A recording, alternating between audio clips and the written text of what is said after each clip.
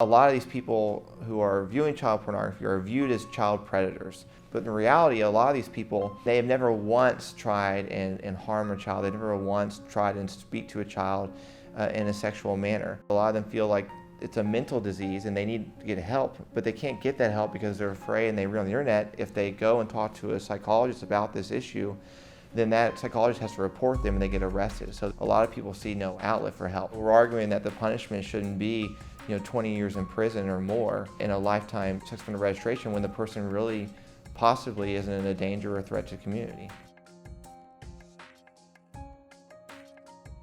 A lot of times it's a curiosity, it's a shock value, it's depression where they go down that road, or it could be something from their childhood where they were molested, but in no way are they predators of children, and they've never done so, never would do so.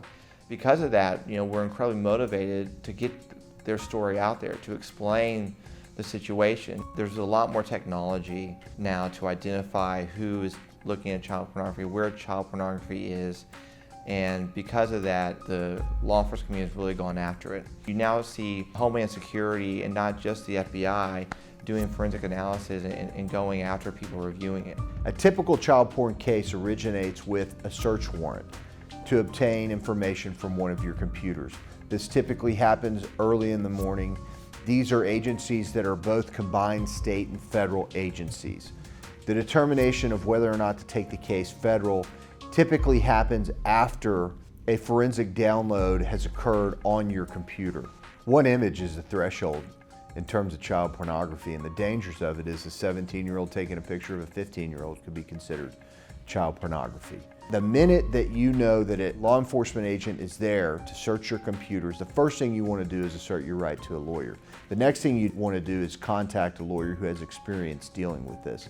The implications of child porn cases on the federal side versus the state side are vastly different and much more severe on the federal side. You need to have a lawyer who's aggressive and can handle and navigate both the state and federal as it relates to child porn cases.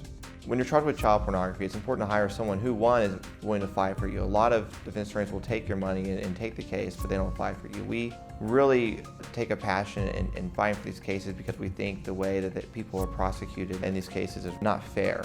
I find that a lot of my clients, they're glad because now they can actually go and seek help without facing the repercussions.